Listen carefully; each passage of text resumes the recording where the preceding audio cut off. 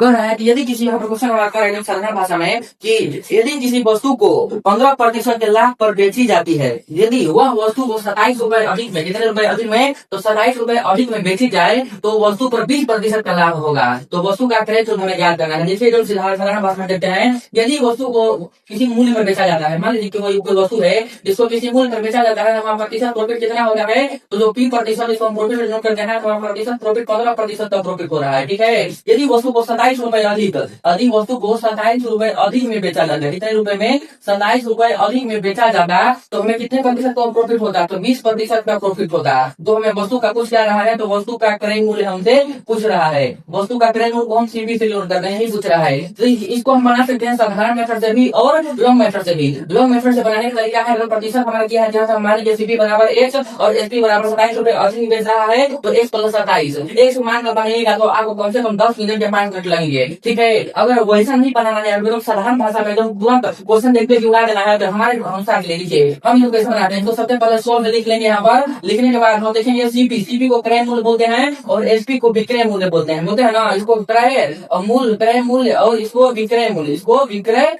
मूल्य से हम लोग डिनोट करते हैं। ये हो गया हमारा कॉस्ट प्राइस, हो गया सेलिंग प्राइस। मान लीजिए कोई वस्तु को 100 रुपया में बेच रहा है, वो देखिए तो आदमी है वहाँ पर, वो इस वस्तु को 100 रुपया में बेच रहा है ना, तो उसको 15% का प्रॉफिट हो रहा है। कितने प्रतिशत का, तो 15% का। अर्थात कि वह वस्तु को 15% का प्रॉफिट तब होगा जब वह वस्तु को 115 रुपया में बेचेगा, तभी ना 15% का प्रॉफिट होगा जी। अब यहाँ पर जैसे कह रहा है कि अधिक वस्तु को, मान लीजिए 100 रुपया का वस्तु है, यह वस्तु को बेच रहा है, तो उसको 20% का प्रॉफिट हो रहा है। कितना प्रतिशत का, 20% का। अर्थात कि वह वस्तु को 120 रुपया में बेचेगा, तभी तो 20% का प्रॉफिट होगा।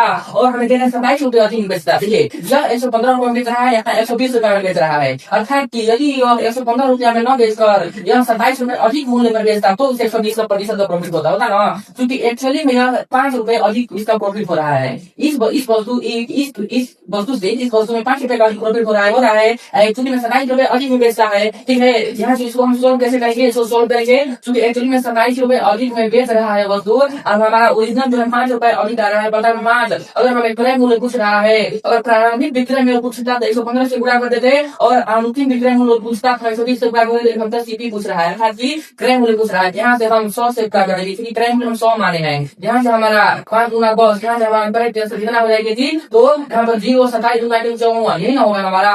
दूसरा 14 गुना 4 5, अर्थात 540 रुपया जो होगा हमारा सीपी, अर्थात कि क्रय मूल्य का दाम हमारा कितना हो जाएगा, तो 540 रुपया हमारा करेक्ट आंसर आ गया। देखिए अगर उसको वैसे बनेगा, वो लेनी मेथड हो चुका है, वो कोई सबको बताता है, लेकिन ऐसा मेथड कोई नहीं बताएगा।